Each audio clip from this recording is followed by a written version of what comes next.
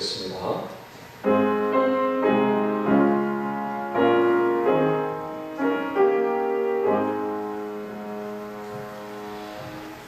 그런즉 군왕들아 너희는 지혜를 얻으며 세상의 재판관들아 너희는 교훈을 받을지어다. 여호와를 경외함으로 섬기고 떨며 즐거워할지어다. 그의 아들에게 입맞추라. 그렇지 아니하면 진노하심으로 너희가 길에서 망하리니 그의 진노가 급하심으로 여호와께 피하는 모든 사람은 다 복이 있도다. 아멘. 찬양받기 합당하신 하나님 아버지, 이 시간 사랑하는 권속들이 모여서 하나님께 경배와 찬양을 올려드리길 원합니다. 우리의 예배를 기쁘게 받아 주시옵소서. 오늘 주시는 말씀을 통해서 우리를 은혜와 진리로 충만케 하시옵고 받은 말씀 가지고 세상에 나아가 이기는 삶, 승리하는 삶을 살도록 역사하여 주시옵소서. 모든 것 주심에 감사하며 사랑하신 예수 그리스도의 이름으로 간절히 기도하옵나이다. 아멘. 사도신경으로 신앙 고백 드리시겠습니다. 전능하사 천지를 만드신 하나님 아버지를 내가 믿사오며 그 외아들 우리 주 예수 그리스도를 믿사오니 이는 성령을 잉태하사 동정녀 마리아에게 나시고 본디오 빌라도의 고난을 받으사 십자가에 못 박혀 죽으시고 장사한 지 사흘 만에 죽은 자 가운데서 다시 살아나시며 하늘에 오르사 전능하신 하나님 옆편에 앉아 계시다가 죄로서 산자와 죽은 자를 심판하러 오시리라. 성령을 믿사오며 거룩한 공예와 성도와 서로 교통하는 것과 죄를 사하여 주시는 것과 몸이 다시 사는 것과 영원히 사는 것을 믿사옵나이다. 아멘. 찬송가 1장으로 하나님께 찬양 올리겠습니다.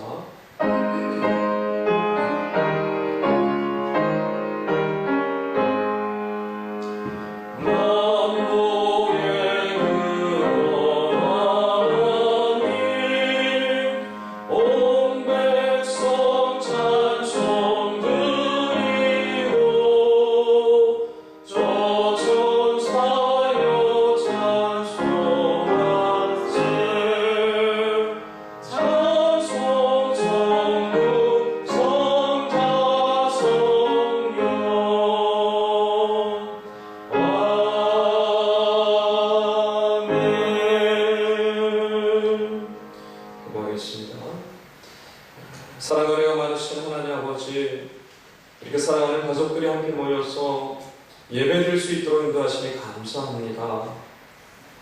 이 자리에 모인 모든 영혼들, 또 가족들, 또 사업자 위에 함께하여 주셔서 한 주간 주님 안에서 평안과 안식을 맛보며 살아갈 수 있도록 인도하여 주시옵소서. 지난 한 주간 돌아보니 주님과 동행하며 함께했던 시간보다 세상과 동거하며 살았던 시간들이 더 많았음을 시간 고백합니다. 또 생명의 말씀보다 세상 것에 더 즐거워하고 주님의 사랑보다 세상의 유익에 더 만족하며 살았음 또한 고백합니다. 이 시간 저희의 약함과 모든 죄악들을 용서하여 주시옵고 오직 주님만으로 만족하며 살아가는 복된 인생들이 다 될 수 있도록 인도하여 주시옵소서. 하나님 아버지, 비록 저희가 예배당에 모여 함께 예배하지 못하지만 우리 각자의 자리에서 또 가정과 직장에서 날마다 주님을 만나고 예배할 수 있도록 인도하시길 소망합니다. 생명의 양식을 먹지 않으면 살 수 없는 존재라는 사실을 늘 기억하게 하시고 날마다 말씀과 기도로 살아가고 악한 세상 속에서 구별되고 주님이 기뻐하시는 삶을 살아가는 저희들 될 수 있도록 인도하여 주시옵소서. 하나님 아버지, 세상의 거짓 선지자들과 교만한 자들이 세상을 어지럽히고 있습니다.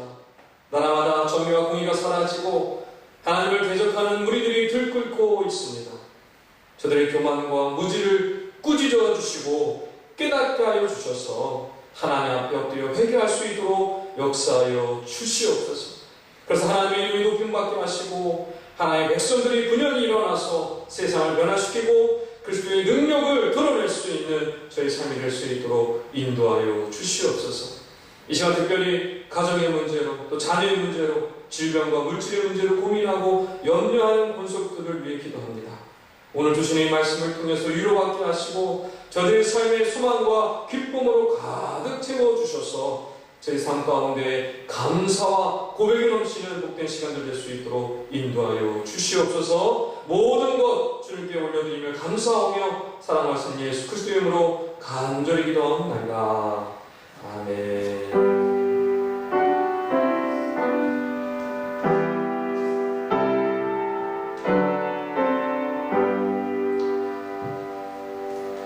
오늘 하나님께서 우리에게 주시는 말씀은 우리 잠언 16장 1절에서 9절 말씀입니다. 구약성경 927페이지에 있습니다. 잠언 16장 1절에서 9절 말씀을 우리 한 줄씩 돌아가면서 교독하시고 마지막 절은 우리 함께 읽도록 하겠습니다. 잠언 16장 1절에서 9절 말씀입니다. 제가 먼저 읽겠습니다. 마음의 경영은 사람에게 있어도 말의 응답은 여호와께로부터 나오느니라. 사람의 행위가 자기 보기에는 모두 깨끗하여도 여호와는 심령을 감찰하시느니라. 너희 행사를 여호와께 맡기라. 그리하면 내가 경영하는 것이 이루어지리라. 여호와께서 온갖 것을 그 쓰임에 적당하게 지으셨나니 악인도 악한 날에 적당하게 하셨느니라. 무릇 마음이 교만한 자를 여호와께서 미워하시나니 피차 손을 잡을지라도 벌을 면하지 못하리라. 인자와 진리로 인하여 죄악이 속하게 되고 여호와를 경외함으로 말미암아 악에서 떠나게 되느니라. 사람의 행위가 여호와를 기쁘시게 하면 그 사람의 원수라도 그와 더불어 화목하게 하시느니라. 적은 소득이 공의를 겸하면 많은 소득이 불의를 겸하는 것보다 나으니라. 같이 있습니다. 사람이 마음으로 자기 길을 계획할지라도 그의 걸음을 인도하시는 이는 여호와시니라. 아멘. 할렐루야. 그냥 인사하겠습니다. 오늘도 각 가정에서 예배를 드리시고 각자의 처소에서 예배를 드리시게 됐는데 그래도 사랑하는 자녀들, 우리 가족들, 아내 남편을 위해서 또 부모님 우리 또 축복하면서 인사하는 시간 갖도록 하겠습니다. 인사하겠습니다. 사랑합니다. 축복합니다. 네, 우리 입사님 사랑합니다. 축복합니다. 네. 한 주간 더 연기가 되었습니다, 여러분. 그래서 우리 9월 13일까지 오늘 이제 해서 다음 주 주일까지 2.5단계 강화 연장이 되었어요. 우리 안타깝지만 한 주간 더 대면 예배를 드리는 상황이 되었습니다. 여러분 한 주간 좀 더 우리가 또 기도하면서 또 우리가 기대하는 마음으로 기다리는 시간들이 되었으면 좋겠습니다. 지난 한 주간 저는 이제 세미나를 참석했습니다. 세미나가 여러분 걱정하는 어떤 다 같이 모여서 하는 그런 세미나가 아니라 비대면 하는 세미나입니다. 목사님들 한 100여 명이 모여서 그 줌이라는 프로그램이 있습니다. 그래서 비대면으로 이제 세미나 참석해서 함께 나누고 공부하고 기도하는 시간을 가졌습니다. 여러분 걱정 안 하셔도 되고요. 사람 많은 데 가서 제가 뭐 세미나 참석하고 그럴 목사도 아니고 지금 시국이 이런데 막 뭐 그렇게 하는 사람도 아닙니다. 그래서 여러분 비대면으로 하는 그런 프로그램을 통해서 세미나에 참석을 했는데요. 거기서 이제 강사 목사님이 이런 말씀을 하시더라고요. 성도님들이 코로나 때문에 좋아진 게 하나가 있다고 하더라고요. 그래서 뭐가 좋습니까? 이제 물어봤대요. 성도들이 하는 말이 목사님 이제 설교가 좋아졌다고 막 이런 얘기 하더라고요. 무슨 소리야 했더니 평소에는 막 일이 너무 많고 사역이 많다 보니까 그분 설교가 별로였던 것 같아요. 잘은 모르겠지만 그런데 코로나 때문에 목사님 사역이 줄고 축소되니까 설교 준비할 시간이 많아지는 거 상대적으로 책도 보고 말씀도 보고 기도하고 막 경건의 시간을 이제도 가질 수 있게 되니까 설교가 더 풍성해지고 은혜롭게 됐다. 그래서 이제 성도님들이 코로나 때문에 목사님 설교가 좋아졌다라는 말을 하더라고요. 그래서 목사님들끼리 이제 세미나니까 막 서로 이제 웃고 또 얘기하면서 공감하는 시간을 가졌는데요. 또 한 가지 또 공감되는 이야기가 있었습니다. 그건 뭐냐면 코로나 때문에 종교 생활이 신앙 생활이 되는 계기가 됐다는 거예요. 이게 무슨 소리일까요? 여러분 종교 생활은 뭡니까? 형식적인 신앙 생활을 얘기해서 종교 생활이라고 얘기합니다. 그러니까 지금 코로나 때문에 그동안 교회 주석하고 주일 1시간 와서 예배드리고 또 뭐 모임할 때 성도들 교제하고 하는 그 모든 것들이 지금 다 올스톱이 되지 않았습니까? 그러다 보니까 그 모든 것도 하지 못하니까 스스로 자문하게 되는 거예요. 스스로 질문하게 됩니다. 신앙생활이 뭐지 도대체? 예배가 도대체 뭐지? 교회가 뭐지? 성도는 누구지? 이런 이제 질문을 하게 되더라는 거예요. 그래서 코로나 때문에 오히려 우리 스스로 신앙의 생각이 무엇이고 신앙의 본질이 무엇인지를 물어보고 알아가는 시간이 되었다는 거예요.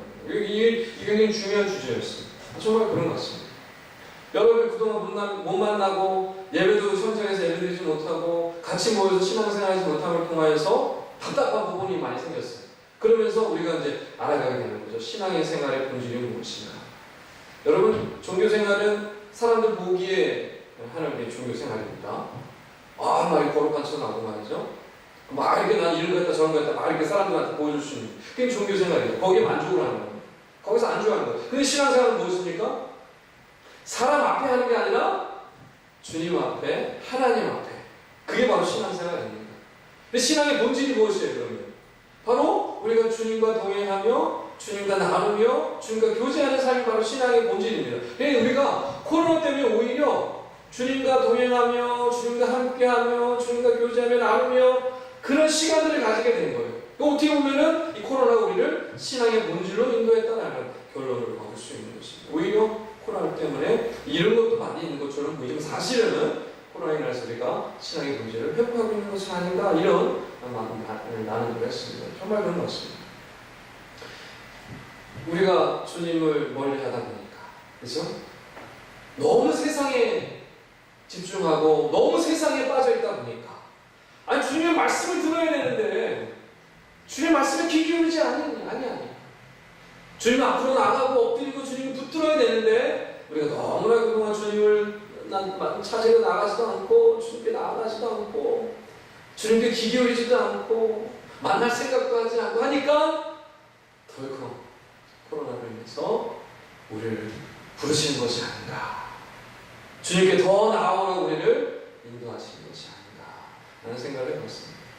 여러분, 비록 우리가 모여서 예배하지 못하고 또 함께 숭배 교제를 나누지 못하지만 만나를 기대했으면 좋겠습니다. 다시 이렇게 손 부여잡고 인사하고 또 허가하면서 안아주면서 또 두들겨주면서 이렇게 격려해주는 그런 때를 우리가 기대하며 소망하며 신앙을 했으면 좋겠습니다. 각자 자리에서. 그러면서 동시에 각자가 그동안 놓쳤던 주님과 1대1의 만남, 그동안 소홀히 여겼던 주님과의 이 깊은 영적인 교제의 시간을 회복하시고 각자의 자리에서 참된 예배, 참된 신앙의 본질을 맛보시고 누리시며 나가시는 모든 성도들 되시기를 주님으로 축원합니다. 지난주에 이제 개인적인 좀 어려움이 있어서 이제 급하게 대출을 받을 일이 있어서요. 은행에 갔습니다. 대출 받으러 가기 전에 마음이 이상했어요. 사실 이 돈 때문에 이제 걱정하고 뭐 이렇게 불안해하는 사람이 아니거든요. 돈 없으면 없는 대로 살고 있으면 있는 대로 살고 돈에 거의 저는 신경을 안 쓰는 삶을 살아가는 사람인데 대출을 갑자기 받아야 될 상황이 돼서 대출을 받으려고 하는데 그날따라 이 사람의 마음의 불안이 이렇게 임하더라고요. 사실 뭐 많은 대출을 받는 것도 아니고 조그만 대출인데 그동안 아직 다 갚지 못한 그런 이제 상황이 있었기 때문에 조금 이제 대출 받을 수 있을까 이런 염려가 좀 있었어요. 그래서 가서 이제 상담을 하는데 그 담당자가 굉장히 시원시원하게 잘 처리해주고 진행을 잘 해주고 서류면 다 이렇게 조건도 다 충족하면 될 거라고 얘기를 해주더라고요. 그래서 속으로 휴 다행이다. 참 급하게 지금 상황이 어려운데 잘 됐다. 그래가지고 이제 그렇게 이제 속으로 다행이다 하면서 돌아왔어요. 근데 며칠 있다가 연락이 왔어요. 대출 안 됩니다. 목사님 등급이 안 나와서 등급이 안 나와서 지금 등급이 안 돼서 대출 못 해준다. 띵했어요. 어떻게 해야 되나. 신용 등급을 갑자기 올릴 수도 없고 어떻게 해야 되나. 이제 급한 이건 어떻게 해야 되나. 그런 고민과 연려로 잠깐 좀 그런 시간을 가졌습니다. 저만 그런 게 아닐 거예요. 일상에도 조금 그런 상황이 있었고 여기 또 우리 다른 분들도 그런 상황이 있었고 아마도 지금 코로나 때문에 장사하시는 분들이나 사업하시는 분들은 이제 공감되는 이야기라고 생각을 합니다. 지금 뭐 매체에서도 얘기하고 있죠. 작년 대비 지금 문을 닫는 폐업 신청을 하는 가게들이 굉장히 지금 많아지고 있습니다.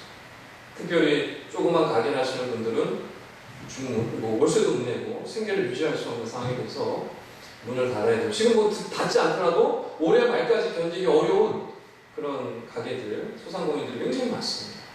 지금 코로나 때문에 굉장히 쉬운 상황이 없습니다. 그래서 사람들의 마음에 굉장히 불안한 때가 있습니다. 다음 달 어떻게 살지? 내년은 또 어떻게 살아가야 되지? 이런 계획들이 있는데 다 물건품 되는 건 아닌가? 내년에 우리 아이 대학 보내야 되는데 어떻게 해야 되나? 당장 또 우리 자녀 결혼시켜야 되는데 어떻게 해야 되나? 뭐 이런 불안함, 이런 염려들이 지금 굉장히 온 국민들의 마음에 있을 거라고 생각을 합니다. 근데 더군다나 들려오는 소식은 어떻습니까?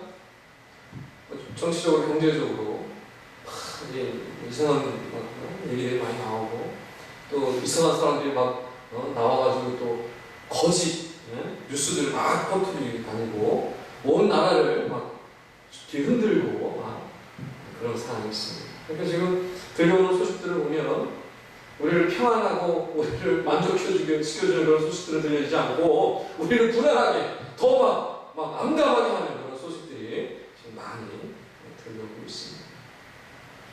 그런데 오늘 주실 말씀을 보면요, 그런 우리에게 아주 놀라운 귀한 말씀을 주시고 계십니다.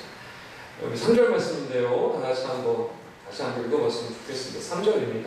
여기 잠언 16장 3절인데요, 다같이 한번 읽겠습니다. 너희 시작. 너희 행사를 여호와께 맡기라. 그리하면 내가 경영하는 것이 이루어지리라. 아멘. 할렐루야. 참 귀한 말씀이 아닐 수가 없죠. 그렇죠? 너무 좋은 말씀 아닙니까? 하나님께 내 삶을 맡겼더니, 하나님을 바라보고 하나님을 의지하고 나의 모든 경영하는 것을 하나님께 맡겼더니 하나님께서 그 일들을 다 이루어주셨다. 그 경영하는 것들, 계획하는 것들을 다 이루어주셨다는 거예요. 얼마나 귀한 고백입니까? 이 잠언 기자는 그런 거예요. 내가 이러했으니 당신들도 이와 같은 은혜를 이뤘으면 좋겠다라고 지금 잠언 기자가 기록을 하고 있는 것입니다. 여러분이 하시는 모든 일들을 하나님께 맡기고 계십니까? 다음 달에 무슨 일 계획하고 있던 거 하나님께 맡기고 계십니까? 내년에 무슨 일 계획하고 있던 거 하나님께 맡기고 계십니까? 그럼 바라옵기는 오늘 이 말씀을 통해서 하나님께 온전히 맡기심을 통해서 놀라운 응답과 하나님의 놀라운 인도하심을 맛보고 경험하시고 나가시는 저 여러분 다 되시기를 주님의 축원합니다. 그렇다면 이 잠언 기자는 무엇을 근거로 하나님께 맡겨라 라고 얘기하고 있는 것입니다. 오늘 말씀을 세 가지 정도 찾아볼 수 있습니다. 오늘 잠언 기자가요, 세 가지 근거를 가지고 하나님께 맡겨라, 그에게 모든 거 맡겨드려라 라고 얘기를 하는데요, 우리가 좀 하나하나 좀 살펴보길 원합니다. 첫 번째, 우리가 하나님께 맡겨야 되는 이유, 그것은요, 하나님께서 최종 결정권 가지신 분이기 때문에 그렇습니다. 하나님이 결정하시는 분이기 때문에.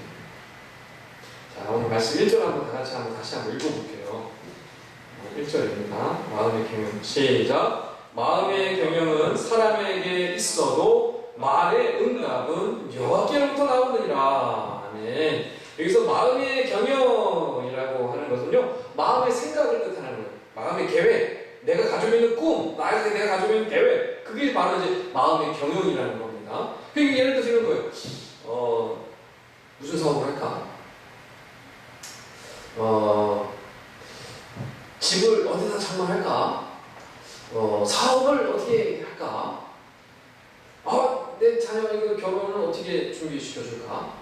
우리 입시생들은 나 대학을 어디로 갈까? 어느 지역으로 갈까? 직장을 구하고 계신 분들은 나는 어디 직장을 들어갈까? 어디 직장에 내가 원수를 낼까? 이런 것들이 얘기하는 거예요. 내가 다음에 어떻게 할 거 계획하고 생각하고 그 모든 것이 바로 여기 나오는 마음의 경영입니다. 그거예요. 그럼 이제 말의 응답은 무엇일까요? 말의 응답. 말의 응답이라는 것은 뭐냐면 이제 우리가 생각하고 계획하고 꿈꿨던 것들이 이루어지는 거예요. 현실이 되는 거. 그게 바로 이제 말의 응답이라는 뜻입니다. 그런데 그 응답이, 말의 응답이, 그 결정이 누구로부터 발명한다고 얘기하고 있습니까? 네? 여호와께로부터. 그 말의 응답이요, 여호와께로부터 온다는 거예요. 그러니까 내가 계획하고 내가 꿈꾸고 생각하고 막 이렇게 펼쳐요. 근데 결국 그게 실현되고 결정되어지는 것은, 이루어지는 것은 누구로부터 말미암느냐? 하나님으로부터 말미암는다. 쉽게 좀 설명을 드리면, 여러분 이제 회사 생활 하시는 분들 잘 아실 거예요. 회사에 가면 이제 각 부서가 있지 않습니까? 부서마다 또 거기 딱 부장이 있고. 그런데 거기서 이제 한 사원이 아주 좋은 사업 아이템을 가지고 있다고. 사업 계획을 하나 짜는 거죠. 사업 계획을 딱 짜요. 그러면 그 사업 계획이 바로 실행이 됩니까? 회사에서 사업 계획서를 딱 작성했다고 해서 사업이 바로 진행이 되면 그렇지 않습니다. 그 직원이 사업 계획서를 들고 어디로 가야 돼요? 부서 부장한테 가야 되잖아요. 그 부장한테 가면 거기서 끝납니까? 아니에요. 부장이 사인하고 또 어디로 가야 돼요? 또 사장한테 가야 돼요. 사장한테. 사장이 딱 보고 끝납니까? 아니에요. 사장이 사인하고 누가 될까 최종까지 가야 돼요. 회장님까지 가요. 회장님까지. 그러면 그 회사에 아무리 뛰어난 직원이 있어서 그 직원이 뛰어난 프로젝트와 사업 계획 아이템을 가지고 사업 계획을 짠다고 하더라도 최종 결정은 누가 하는 거예요? 회장님. 그러니까 아무리 사원이요 날고 긴다고 하더라도 아주 뛰어난 이 사업 아이템을 가지고 있더라도요 최종 승인권자, 이 결정권을 가지고 있는 사람이 결정하지 않으면 절대 이루어지지 않습니다. 진행이 안 돼요. 진행이 안 돼요. 마찬가지입니다. 우리의 계획들이 있죠. 우리가 바라는 것들이 있습니다. 우리가 꿈꾸는 것들이 있어요. 생각했던 것들이 있어요. 그게 아무리 뛰어나고 내가 보기에 완벽하고 부족함이 없다고 할지라도요 나의 계획과 그 생각을 결정하고 실행하시는 분은 하나님이에요. 그렇기 때문에 하나님이요 그거 허락하지 않으면 진행이 안 돼요. 진행이 안 돼요. 그거 우리가 기억해야 합니다. 그래서 바울이요 이런 얘기를 합니다. 로마서 11장 36절 이렇게 말씀합니다. 이는 만물이 주에게서 나오고 주로 말미암고 주에게로 돌아갑니다. 이게 무슨 말씀일까요? 모든 만물의 근원이 하나님이라는 뜻이에요. 동시에 그 모든 것을 주관하시는 하나님이 결정하시기 때문에 진행된다는 거예요.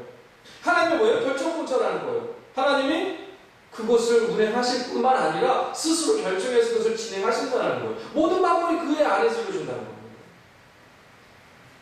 그 회사로 말하면 하나님이 뭐예요? 회장님.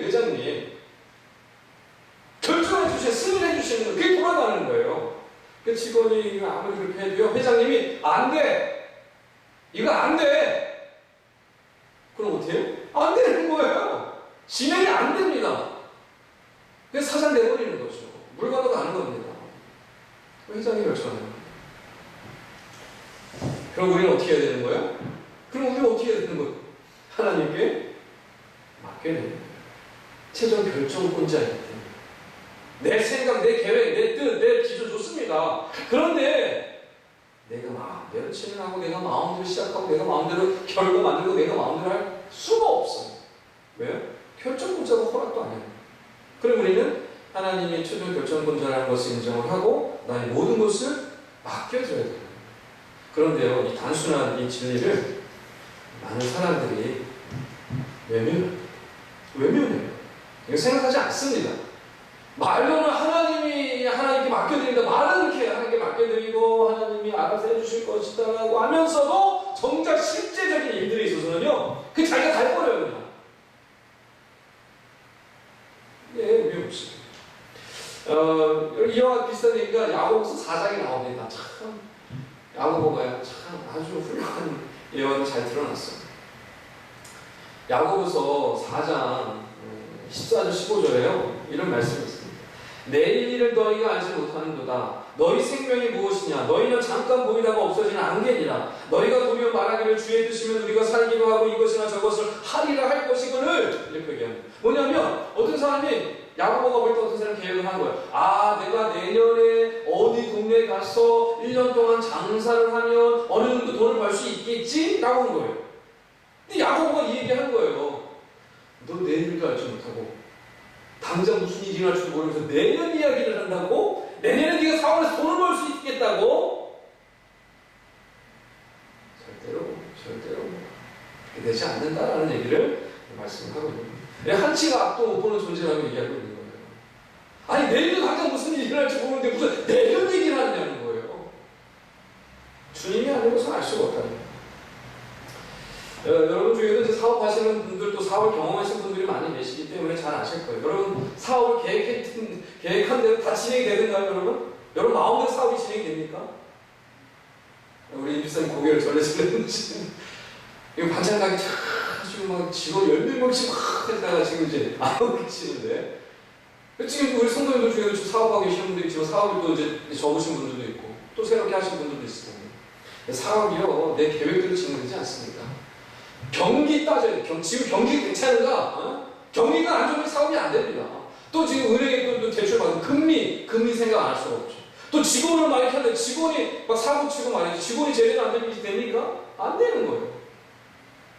또 여러 가지 지금 이제 조건을 맞춰야 되고 협력 업체하고 또 이게 관계가 잘 돼, 업체가 막 이상하면 이게 됩니까? 안 돼요.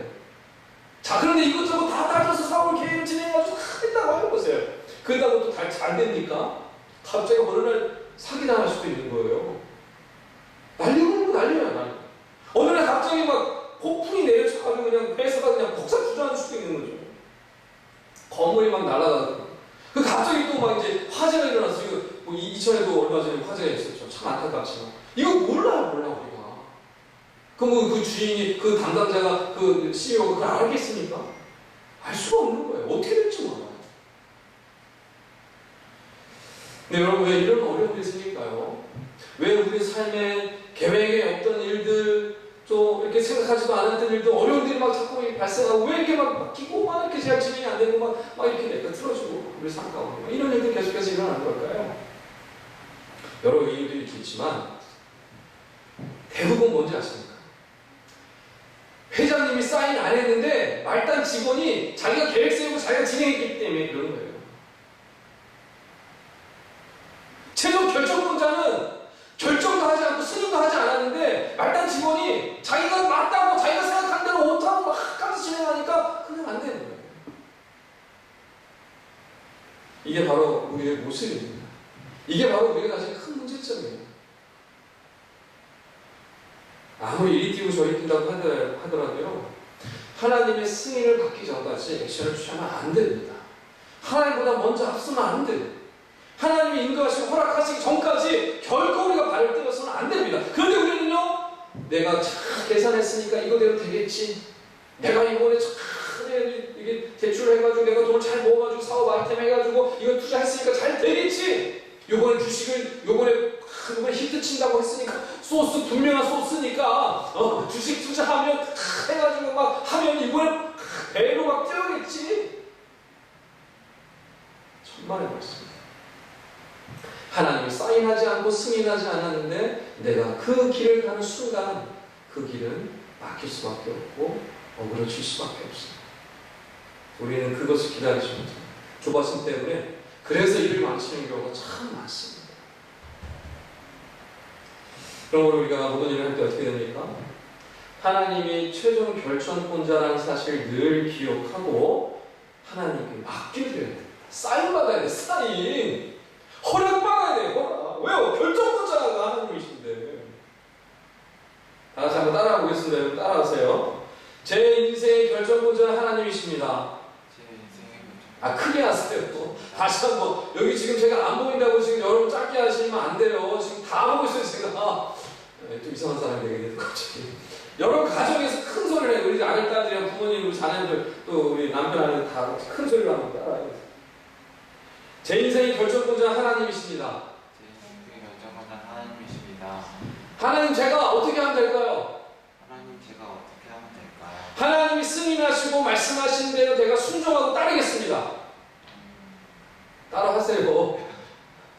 하나님이 승인하시고 말씀하신 대로 제가 순종하고 따르겠습니다. 하나님이 승인하시고 순종하고 말씀하셨다. 예, 잘하셨습니다. 여러분 우리가 하나님을 최종 결정권자로 인정을 해드릴 때 누가 기뻐하실까요? 하나님이 기뻐하십니다. 그래, 내 사인을 기다렸어? 얼마나 기뻐하시겠어요? 나에게 물어봤구나. 나한테 보고했구나. 하나님은 얼마나 기뻐하시겠어요? 그리고 좋은 건 하나님이 더 큰 걸로 인도해 주시겠죠. 더 귀한 은혜로 채워주시겠죠. 그리고 그게 하나님의 뜻에 맞지 않고 정말 잘못되고 큰 어려움을 당하게 되는 기회라고 하나님 막으시겠죠. 그걸 안 해주시겠죠. 또 다른 길을 제시해 주시겠죠. 여러분 이게 바로 우리가 하나님께 맡겨야 되는 이유인 것입니다. 바로 기는 최종 결정권자가 바로 우리가 하나님이라는 사실 여러분 기억하시고요. 또 모든 일을 여러분 계획하시고 일을 진행하실 때 이 사실 기억하시고 맡기시고 나가셨으면 좋겠습니다. 그럴 때 하나님께서요 놀랍게 응답해 주실 것입니다. 하나님께서 놀랍게 인도해 주실 것입니다. 그 은혜를 누리시며 나가시는 저와 여러분 되시기를 주님을 축원합니다. 자, 두 번째, 우리의 행사를 왜 하나님께 맡기게 되는가? 하나님께서는요 목적이 있기 때문에 그렇습니다. 분명한 목적이 있기 때문에. 자, 오늘 4절 말씀인데요. 다 같이 한번 읽어보겠습니다. 우리가 하나님께 행사를 다 맡게 되는 이유는요, 하나님 특별한 목적이 있기 때문에 그러는데요. 우리 16장 4절인데요. 다 같이 한번 큰 소리로 한번 읽겠습니다. 여호와께서 시작. 여호와께서 온갖 것을 그 쓰임에 적당하게 지으셨나니 악인도 악한 날에 적당하게 하셨느니라. 아멘. 예. 하나님께서요 세상 모든 것을 지으시고 모든 것을 하나님께서 만들어 놓으신 다음에 그것이 그냥 아무렇지 않게 대충 만들지 않으셨어요. 분명한 목적과 뜻을 가지고 지으셨습니다. 그 쓰임에 맞게 만드신 거예요. 반드시 그 쓰임에 맞게 목적을 가지고 계신 것입니다. 그래서 그렇게 만들어 주신 거예요. 여러분 주변 한번 다 돌아보세요. 여러분 가정을 한번 잘 돌아보세요. 여러분 방을 돌아보세요. 내 옆에 있는 책상, 의자, 뭐 여러 가지 뭐 에어컨, 주방 기구, 도구, 여러 가지 가전 도구들 가만히 살펴보십시오. 그 목적에 맞게 디자인되고 쓰임받기 위해서 그렇게 만들어졌어요. 어느 거 하나 대충 만들고 대략 그냥 뭐 되든 말든 이렇게 지어지니까 아무것도 없습니다. 하물며 사람은 어떨까요? 사람. 아니 도구 하나도 가전 도구 하나도 그런 쓰임에 맞게 목적에 맞게 디자인되고 그렇게 다 계획이 되어서 디자인되었는데 설계되었는데 우리 사람은 어떨 것 같습니다. 더하면 더해서 들어야겠습니까? 사람 한 사람 한 사람이요 하나님이 엄청난 시간과 엄청난 고민과 엄청난 생각을 가지고 한 사람 한 사람을 만드시고 지으신 거예요. 여러분 시편의 기자가 보면은요 하나님이 우리를 만드실 때 얼마나 많은 생각들을 하셨는지 성경에 곳곳에 나옵니다. 하나님이 얼마나 고민하고 얼마나 그냥 막 배틀제를 짜듯이 하나하나 세심하게 계획을 하시고 만들어가는지가 나옵니다. 놀라워요. 놀라워. 아무 목적 없이 우리를 지으신 것이 아니에요. 지금 저나 여러분이나 하나님께서요 엄청난 노력과 에너지를 가지고 창세전에 우리를 그렇게 귀하게 준비하시고 만드신 거예요. 그럴 때 우리는 무엇입니까? 그래서 우리가 흔히 우리 주일학교 때도 이제 우리 아이들에게 그런 얘기 많이 하지만 우리를 보통 뭐라 그래요? 하나님의 걸작품이라는 거예요. 하나님의 걸작품. 뭐예요? 그냥 단순히 상품이 아니에요. 예술가의 작품이라는 뜻입니다. 작품. 그건 값을 딸 수가 없는 거죠. 하나님 우리를 작품으로 만드셨어요. 세상 모든 만물도 만드셔가지고 그 안에 중요한 목적이 있고 하나님이 쓰시기에 합당한 것으로 만드셨지만 특별히 사람은요 하나님의 형상으로 만드셨고 그에 대한 목적과 그 뜻을 분명히 하셔서 우리를 만드셨어요. 그래서 하나님의 걸작품이라고 우리를 얘기합니다. 우리 옆에 보시면서 여기 한번 고백하겠습니다. 당신은 하나님의 걸작품입니다. 당신 하나님의 걸작품입니다. 아들, 딸 향해서 너는 최고의 작품이야. 우리 엄마, 아빠 향해서 엄마, 아빠는 하나님이 만드신 멋진 작품이십니다. 말씀하세요. 고백하세요. 의구 못나니 의구 덜 떨어진 너. 여러분 절대 그렇게 하지 마세요. 여러분 하나님을 욕보이게 하시는 겁니다.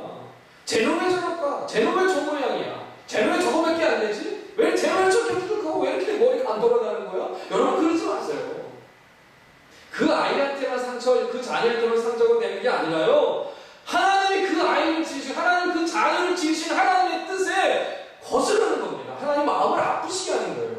여러분 절대로 함부로 자녀들, 우리 아이들에게 함부로 평가하시면 안 됩니다. 하나님의 작품입니다. 하나님 걸작품입니다. 여러분 자녀도 마찬가지예요. 부모님 함부로 여러분 말씀하시면 안 됩니다. 하나님의 걸작품이에요. 여러분 엄마 아빠는 하나님의 작품이에요. 비록 개인의 연약함으로 인해서 부족한 부분도 있죠. 물론 성격이 참 쉽지 않아서 참 어떻게 저럴 수 있을까라는 그런 부모님들도 있을 거예요. 그런데요, 근본적으로 하나님 지으신 아름다운 걸작품입니다. 이 사실 기억하면 잊지 마십시오. 그런데 안타깝게도 지금 세상은 어떻습니까? 많은 사람들이 어떻게 우리를 스스로 평가합니까? 스스로 비교해요. 서로 비교해요. 그래서 이미 학교 다닐 때부터 1등부터 100등 딱 뽑아놓고 너는 몇 등, 너는 몇 등, 너는 몇 등 정해놓고 판단합니다. 그게 우리 시대예요. 정상입니까? 하나님 앞에 하나밖에 없는 존재입니다.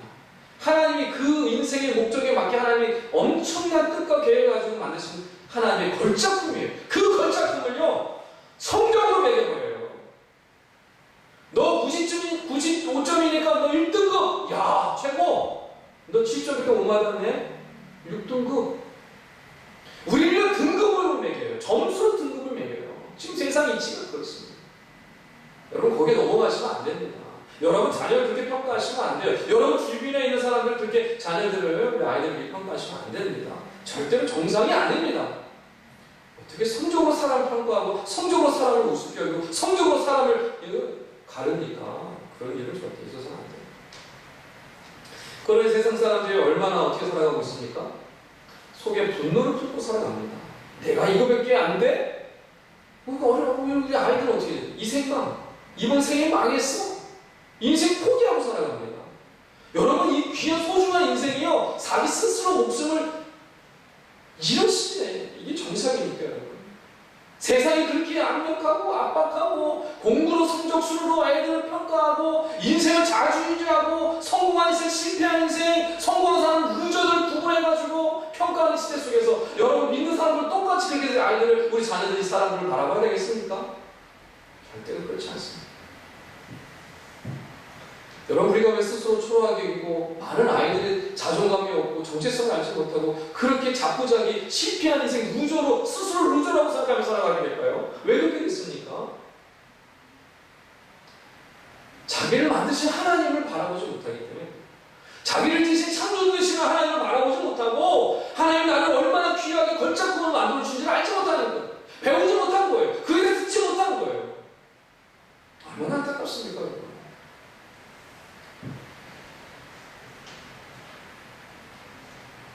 여러분, 나는 나일 뿐입니다. 여러분, 이 말이 좀 이상하죠? 나는 나예요.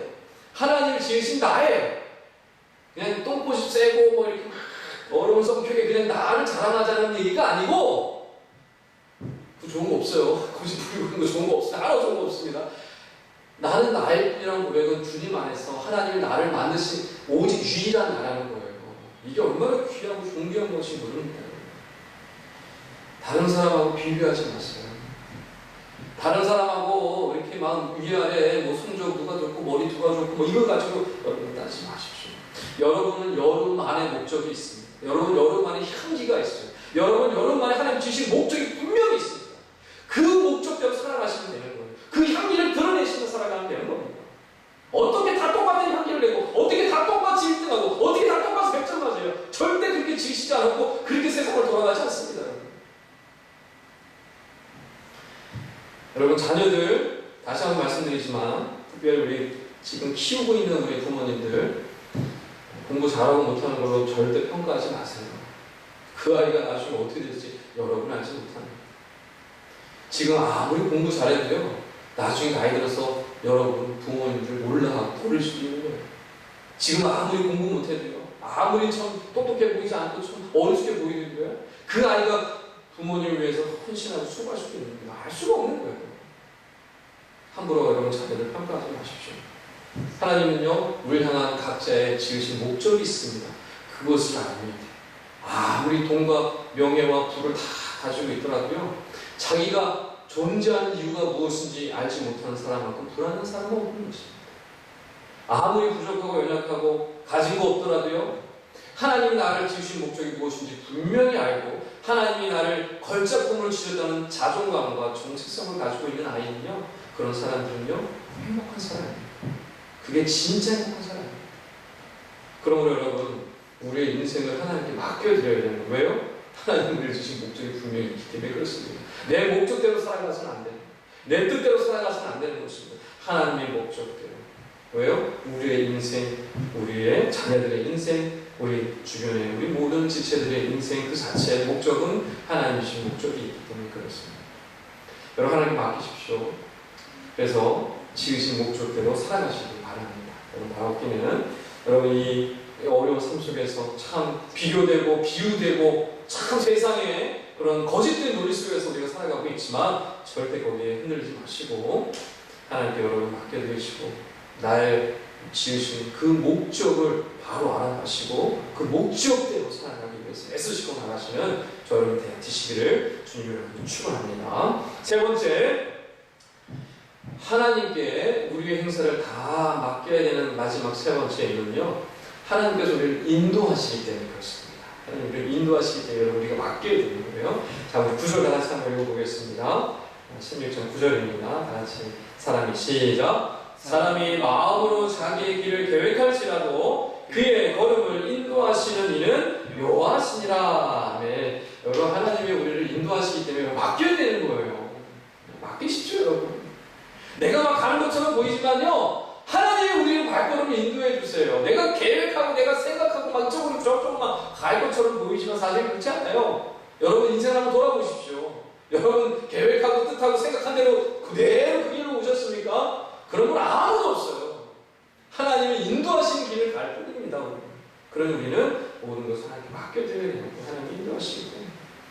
사실 이 구절 말씀을 가장 잘 이해하고 가장 잘 표현하는 사람이 누굴까요? 시편 23편 다윗입니다. 시편 23편에 다윗이 자신을 뭐라고 표현합니까? 양이라고 표현합니다. 하나님은 뭐라고 표현하고 있습니다? 목자라고 얘기합니다. 그래서 자신은 뭐예요? 목자의 인도함을 받는 양이다. 그 고백이 바로 시편 23편의 고백이 아닙니까? 그래서 자신의 연약한 양으로 인정을 하고 하나님이 자신을 인도해 주신 목자로 고백하고 있습니다. 여러분, 양이 어때요? 눈이 되게 안 좋습니다. 양은 또 사회 분별 판단력도 되게 약해요. 그리고 주변 상황에 대한 인지력이 굉장히 떨어집니다. 저기로 가면 남 떨어지면 떨어질지, 저기로 가면 가시덤불로 갈지, 별 그게 없어요. 그리고 맹수한테도요, 잘 잡아먹힙니다. 왜요? 맹수가 오면요, 찍 소리를 못하면 그냥 잡아먹혀요. 제대로 도망도 못 갑니다. 그런 게 양이에요. 그래서 양은 목자가 없으면 사실 제대로 살 수가 없습니다. 그 목자가 없으면 다 챙겨줘야 돼요. 다 지키고 보호해줘야 돼요. 그게 바로 양의 특성이에요. 다윗은요, 그걸 너무너무 잘 알았거든요. 자신의 삶을, 자신의 인생을 돌아보고 자신의 경험한 것들을 통해서 볼 때 자신의 양이에요. 하나님이 자신을 인도해준 목자라는 것을, 자신도 목자로서 경험이 있잖아요. 자기가 목자임에도 불구하고 자신을 하나님 앞에 양이라고 고백하고 있는 것이죠. 그래서 시편 23편 2절에 이렇게 표현합니다. 그가 나를 푸른 풀밭에 누이시며 쉴 만한 물가로 인도하시는구나. 아멘. 자기가 인도함을 받는 사람이라는, 자기는 어린 양이라는, 양 같은 존재라는, 하나님이 인도해 주지 않으면 살 수 없는 부족하고 연약한 양이라는 것을 고백을 하고 있습니다. 인도하시는 그 주님을 그 목자라고 말씀하고 있는 것입니다. 여러분, 양이 되면 좋은 게 뭘까요? 양이 누리는 복이 뭘까요? 어디로 갈지 고민 안 해도 됩니다. 왜요? 목자가 인도하는 대로 가면 되잖아요. 그게 양이 누리는 복이에요. 또 뭐예요? 뭘 어떻게 내가 먹고 살까 고민해요, 안 해요? 고민할 필요가 없어요. 왜요? 하나님이 때에 따라서 푸른 풀밭으로 인도해 줄 거예요. 그럼 거기 가면은 풀밭이 있어. 그럼 거기에서 먹으면 되는 거예요. 그 양이 좀 특해. 그냥 목자가 인도하는 대로 가면 먹고 자고 쉴 수 있는 것이죠. 근데 여러분, 우리 믿음 생활이 왜 힘들까요? 여러분, 왜 믿음 생활이 왜 힘듭니까? 주님이 인도하는 대로 그냥 따라가면 되는데, 내 인생 내가 인도하고, 내 인생 내가 막 개척하고 살려고 하고, 내 인생 주님이 인도하는 대로 살지 않고 내 뜻대로 막 살려고 하다 보니까 우리 믿음 생활이 힘들어지는 거예요. 우리 인생이 고로워지는 거예요. 우리 인생이 힘들어지죠. 주님의 인도하심을 안 받으려고 하니까 자꾸 힘이 드는 거예요. 그래서 길가에 보면은 우리 강아지들이 많이 돌아다니고 산책하는 모습을 볼 수가 있죠. 많은 사람들이 이제 강아지 산책을 시키죠. 그런데 두 종류의 우리 강아지들로 나눠집니다. 첫 번째 강아지는 주인을 잘 따라서 옆에 졸졸졸졸 잘 따라가는 강아지가 있어요. 또 한 가지 강아지는 어떤 강아지가 있습니까? 그냥 막 앞으로 들고 뛰면서 그냥 막 앞으로 막 전진하고 돌진하는 강아지들. 주인이 막 신경을 먹어가지고 막 이렇게 목줄 끌고 막 힘든 강아지들 있잖아요. 보셨죠? 옆에서 졸졸졸 따라가는 강아지는 어때요? 주인이 가는 대로 졸졸 따라가면서 편하게 신나게 나무도 보고 하늘도 보면서 신나게 공기 쐬면서 신나게 갑니다. 근데 어때요? 주인을 끌고 가겠다고 말이죠. 앞장서가지고 저길로 가려고 하는 강아지는 어떻습니까? 목줄이 매여 있잖아요. 어때요? 뛰어갔다가 갔다가 씩씩거리면서 막 난리를 치고 막 그러는 거예요. 힘들어. 주인은 저쪽으로 가야 되는데 자꾸만 저쪽으로 가면 어떻게 주인이 뭐가지 냅다 채가지고 저리 가면 안 돼. 힘드는 거예요. 자기가 막 주인을 끌고 가려고 하니까. 여러분 지금 내 앞에 하나님의 뜻과 나의 뜻이 있다고 한다면 어떤 걸 포기해야 됩니까?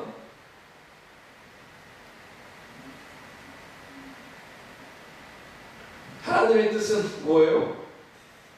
그 오랜 시간 나에게 맞춰진 그 뜻은 정해져 있어요.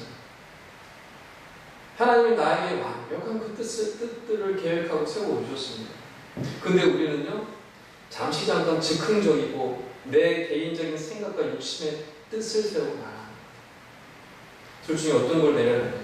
두 개 중에 하나 선택하라고 물어보지 않아도 여러분 잘 아실 것입니다. 여러분 하나님의 뜻은요, 세우신 뜻은 결코 꺾을 수 없습니다.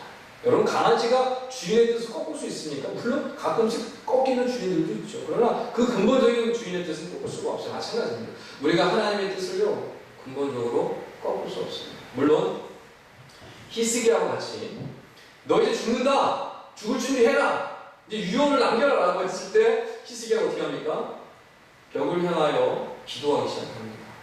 울며 불며 통곡하며 하나님께 부르짖기 시작합니다. 그러자 어떻게 하나님께서 뜻을 돌이키셨다고 그랬어요. 그래서 그에게 15년의 생명을 연장해 주셨다고 합니다. 여러분 물론 이런 경우도 성경에 나와요. 하나님 뜻을 돌이키셨다고. 그런데 여러분 중요한 것은 뭐냐면 그 히스기야의 기도는 단순히 저 살려주세요, 저 더 살게 해주세요 라는 개인적인 소망을 기도한 것이 아니었어요. 그 나라가 유다가 지금 아수르에게 망하기 직전이었기 때문에 하나님 나라를 위해서, 하나님의 이름을 위해서, 백성들을 위해서 자신이 지금 죽으면 안 된다는 거였어요. 그 뜻을 하나님이 아셨어요. 그래서 그의 뜻을 들어서 그에게 생명을 연결해 하나님 뜻을 돌이키신 거예요. 그런데 그 더 중요한 무엇입니까? 히스기야는요, 하나님을 누구보다 신뢰하는 사람이었어요. 하나님을 절대적으로 믿는 사람이었어요. 그 신뢰 속에서 절대적으로 하나님께 의지했을 때 하나님께서 그의 뜻을 돌이키셨다는 것입니다. 그러나 대부분 우리는 어떻습니까? 이것저것 따지지도 않아요. 하나님의 뜻이 중요하지도 않습니다. 내 뜻대로, 내 계획대로 진행하려고 합니다.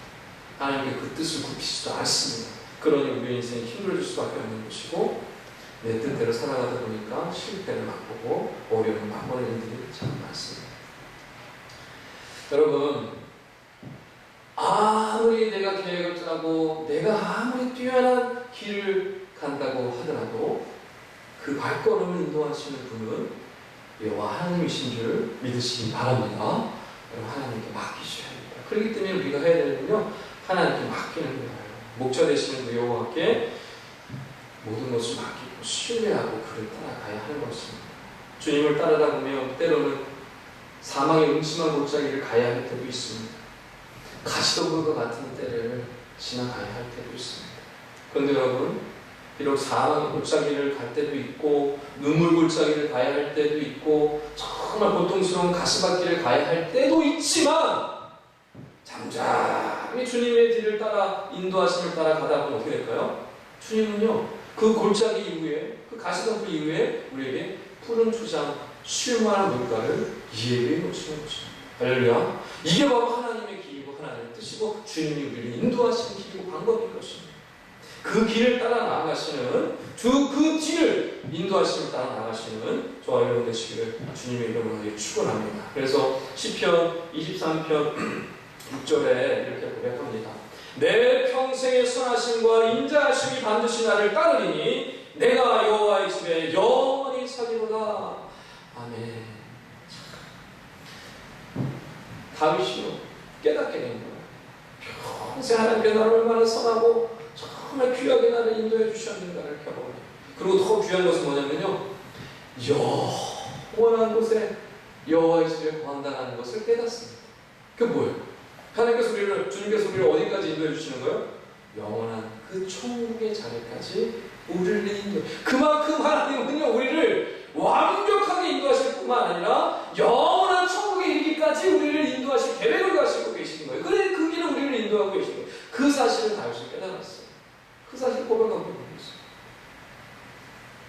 여러분 우리가 죽을 때까지 하나님께서 우리를 선하게 인도해 주실 것을 믿으시기 바랍니다. 그러니 우리의 계획, 우리의 인도, 우리가 가야 할 길이 내가 계획해서 갈 길이 아니라 주님이 계획하신 그 길, 주님이 뜻하신 그 길을 가야 하는 것이겠죠. 여러분 가라오케는 주님이 주시는 그 말씀을 여러분 부여 잡으시고 오늘 주신 말씀을 통해서 한 걸음 한 걸음 인도함을 따라 나가시는, 그래서 여러분 하나님께 맡기시는 그 귀한 하나님을 바꾸시는 저 여러분 되시기를 주님으로 축원합니다. 말씀을 정리하겠습니다.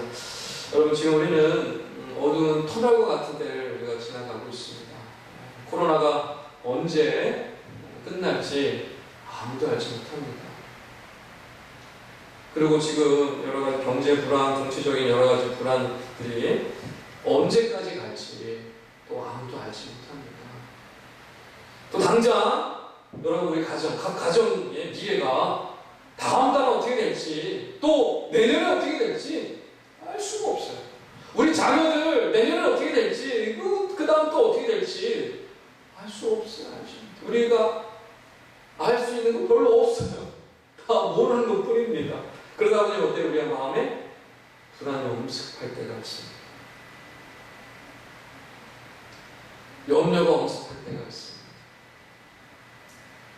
우리가 연약해서 그렇죠. 그런데 오늘 말씀에 하나님께서 우리에게 뭐라고 말씀하십니까? 너의 행사를 여호와께 맡기라. 그리하면 너의 기원하는 것이 다 이루어지다. 할렐루야. 여러분 하나님께 맡기십시오. 맡게 될 이유가 무엇입니까? 오늘 세 가지 나왔습니다. 첫 번째, 하나님이 최종 결정권자이기 때문에 우리가 하나님께 맡겨야 됩니다. 두 번째, 하나님이 우리를 위한 목적이 있기 때문에 맡겨야 됩니다. 그리고 우리가 마지막으로 하나님께 맡겨야 되는 이유가 무엇입니까? 하나님을 가장 사랑하는 것으로 인도해 주시는 분이기 때문에 맡겨야 하는 것입니다. 여러분 인생이요 쉽지 않죠. 한치 앞도 내다볼 수 없는 인생길을 우리가 각자 살아가고 있습니다. 그렇기 때문에 사실 더욱더 맡겨야 되는 겁니다. 누구께? 여호와 하나님께. 더욱더 그래서 우리가 맡겨야 되는 것입니다. 여러분 가라오케는 이 염려와 불안이 넘치는 이 세상 속에서 그저 불안해하고 염려로 떠는 인생이 아니라 오늘 주신 말씀 여러분 잘 기억하시고요. 하나님께서 나를 인도해 주신다는 사실을 늘 기억하시고 모든 걸 맡겨주심으로 하나님 그 인도하심 또 응답하신 그 놀라운 역사하심을 맛보며 경험을 나가시는 저희 여러분 다 되시기를 주님으로 축원합니다. 기도하겠습니다. 하나님 참 세상이 혼란하고 어두운 가운데 우리가 살아가고 있습니다. 참 정치적으로도 어렵고 경제적으로도 어렵고 참 쉽지 않은 시대를 우리가 살아가고 있습니다. 코로나로 인하여서 질병 때문에 많은 영혼들이 염려와 불안 속에 살아가고 있습니다. 그러나 오늘 우리에게 주시는 말씀, 너의 행사를 모든 너의 행사를 하나님께 맡기라, 여호와께 맡기라, 이 말씀을 우리가 오늘 받았습니다. 이 염려와 불안들, 이 말씀을 붙들고 이겨낼 수 있도록 주님 역사하여 주시옵소서. 내일 어떻게 할까? 다음 달 어떻게 할까? 내년 어떻게 할까? 염려와 불안으로 살아갈 것이 아니라 모든 것 여호와께 맡김을 통하여서 그 모든 계획하고 경험하는 것들이 주님 안에서 이루어지는 놀라운 역사를 맛보게 하여 주시옵소서. 그래서 하나님께 맡길 때 정말 하나님이 우리를 책임져 주신다는 사실, 우리 모든 결정권을 하나님이 가지고 계시고 또 우리를 위해서 목적을 가지고 계시고 우리를 선하게 인도하시는 그 하나님이 우리를 귀하게 인도해 주실 것을 믿고 나가는 통하여서 하나님 나와 함께 하심을 통하여서 그 놀라운 답을 받고 나가는 저희 인생을 다 될 수 있도록 하나님 역사하여 주시옵소서. 감사하며 사랑하신 예수 그리스도 이름으로 간절히 기도합니다. 아멘. 네, 우리 감사하며 감사해요 하면서 함께 주님의 진행을 올려드리고 있습니다.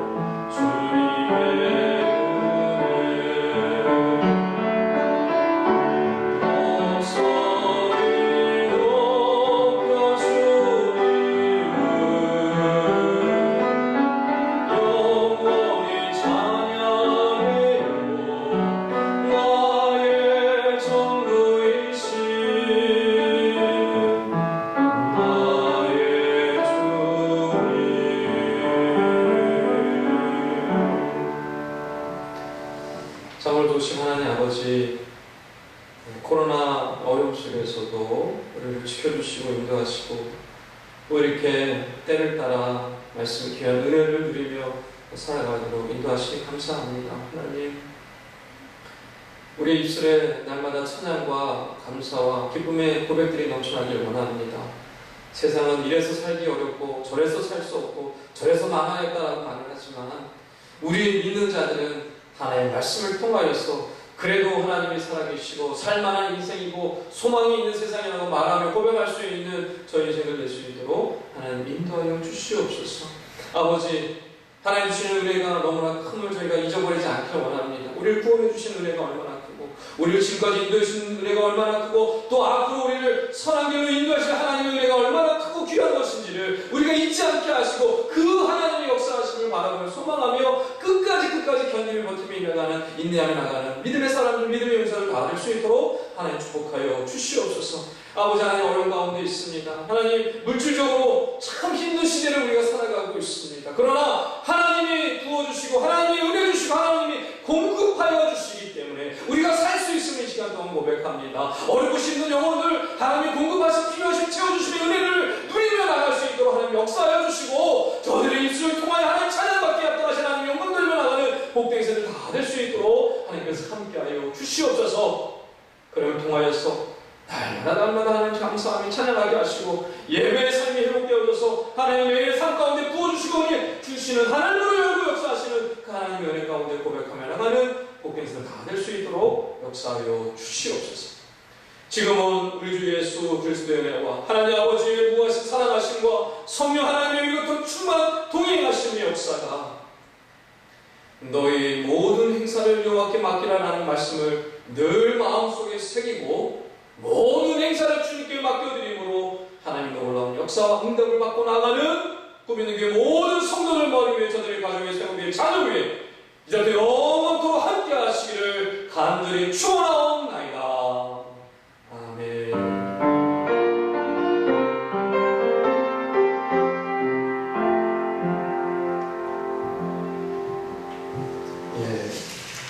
마쳤습니다.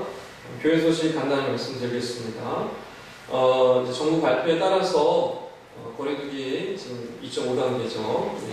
강화가 된 기간이 연장되었습니다. 그래서 오늘로 비대면 예배가 끝날 것으로 예상을 했는데 한 주 더 연장이 되어졌어요. 다음 주에 9월 13일까지 한 주 더 비대면 예배로 모이도록 하겠습니다. 아울러 주중에 있는 새벽기도 수요 예배도 드릴 수 없는 상황이 됐고요. 그래서 다음 주일 우리 비대면 예배 한 번 더 드리고 그 다음 주부터는 우리가 기존대로 회복되어서 진행할 수 있을 것 같습니다. 여러분 위에서 기도해 주시기 바랍니다. 코로나가 빨리 우리가 좀 잦아들 수 있도록 기도해 주셨으면 좋겠습니다. 매일 성경이 나왔습니다. 여러분 신청하신 분들 가져가 주시면 되겠습니다. 그리고 나중에 대금은 주시면 되겠습니다. 그리고 수능 시험이 이제 얼마 남지 않았습니다. 12월 3일인데요. 우리 대상자들, 우리 원제 시험 민혁을 위해서 기도해 주시고요. 또 우리 원서 쓰는 기간입니다. 또 이제 수시도 있고 정시도 있습니다. 기도해 주시기 바라고요. 또 이제 재개발로 인해서 전에 우리 이제 그 보상에 관련된 말씀을 드렸는데요. 서류 다 해서 엊그저께 이제 전화가 왔습니다. 서류 접수가 제대로 다 됐고 지금 이제 감정 평가원들이 이제 평가를 할 것이다 얘기를 하더라고요. 그래서 잘 진행될 수 있도록 10월까지 감정평가 기간입니다. 10월까지 감정평가를 잘 받아서 우선 잘 받을 수 있도록 위해서 기도해 주시고 더 나아가서는 이제 교회를 이제 이전해야 할 상황입니다. 그래서 앞으로 교회 이전 어디로 할지 어떻게 할지를 오전에 같이 합심해서 기도해 주시면 좋겠습니다. 성도 지금 상황은요. 우리 주영경 집사님이 최근에 어지럼증으로 많이 어려워하고 계십니다. 여러분 기도해 주십시오. 그래서 주님사님 빨리 어찌나 회복하시고 건강하게 일어설 수 있도록 기도해 주시기 바랍니다. 우리 김효성 교사님이 이제 2주 격리 기간 이제 마치셨죠. 그래서 이제 내일부터 치료를 받기 시작하실 텐데 우리 어깨 치료 잘 받으시고 또 영적으로 육적으로 강건하신 회복하실 수 있도록 여러분 기도해 주시면 감사하겠습니다. 제 2, 3으로 다 모든 거 마치고요. 여러분 한 주간 승리하시고 주님 안에서 복된 시간이 되셨으면 좋겠습니다. 감사합니다.